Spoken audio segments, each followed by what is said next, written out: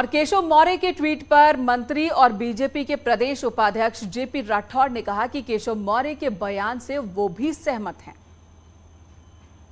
केशव मौर्य जी ने ट्वीट किया गाजियाबाद में एक कार्यक्रम में, आप भी थे वहां पर, बाकी लोग भी थे वहां पे। उनका ये ट्वीट कि संगठन सरकार से बड़ा होता है, इसके क्या मायने आपके लिए? ऐसा है कि माननीय केशव प्रसाद मौर्य जी ने जो बात कही है कि संगठन सरकार से बड़ा है, तो निश्चित रूप से संगठन सरकार से बड़ा है, क्योंकि संगठन के कारण सरकार बनती है। सरकार से कोई संगठन नहीं बनता है। तो संगठन एक तरीके से के द्वारा सरकार की उत्पत्ति होती है, सरकार में आते हैं हम लोग।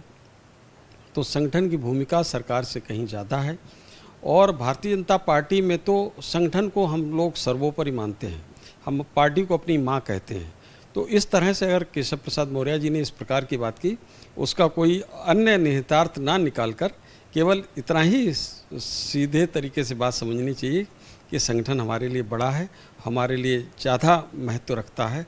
और सरकार तो आती और जाती भी रहती है, लेकिन संगठन सदैव बना रहता है। आप कह रहे हैं कि प्रदेश अध्यक्ष बनने की बात है, तो ये केंद्रीय नेतृत्व तय करता है कि इसको अध्यक्ष बनना है नहीं बनना है। और मुझको लगता है कि इसके बारे में किसी व्यक्ति को पता भी नहीं चलता है कि कब किसको क्या दायित्व ऊपर वाले लोग देने वाले हैं। और लखनऊ से बड़ी खबर, जहां पर आतंकी सैफुल्लाह से एटीएस की पूछताछ में कई बड़े खुलासे हुए हैं। सूत्रों के हवाले से खबर है कि मदरसा में पढ़ने वाले बच्चों को उसने भड़काया था, साथ ही जिहाद के लिए मासूम बच्चों को बरगलाता था।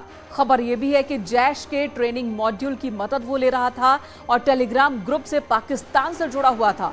सैफुल्लाह को राहे हिदायत नाम के आतंकी ग्रुप से निर्देश मिलने का भी पर्दाफाश हुआ है।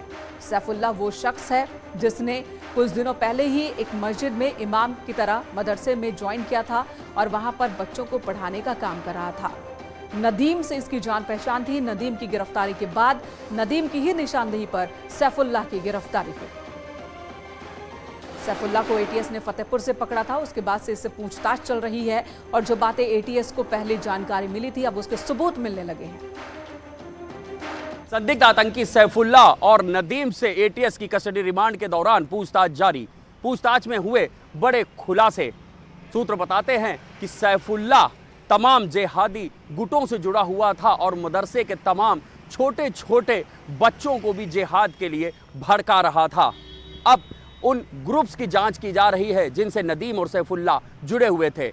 बताया जा रहा है कि जैश के पाकिस्तानी हैंडलर के जरिए टेलीग्राम ऐप पर बने हुए एक ग्रुप राहे हिदायत से जुड़े हुए थे सैफुल्लाह और नदीम। इसी ग्रुप्स पर तमाम भड़काऊ जिहादी मटेरियल आता था, जिसको सैफुल्लाह मदरसे के छोटे बच्चों के साथ शेयर करता था और उन्हें जिहाद के लिए भड़काता था।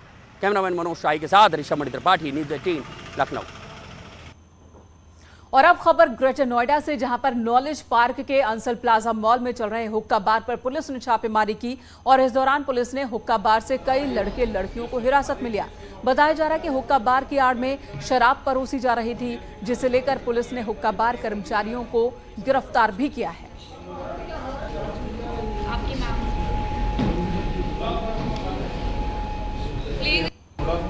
बियर कितनी है?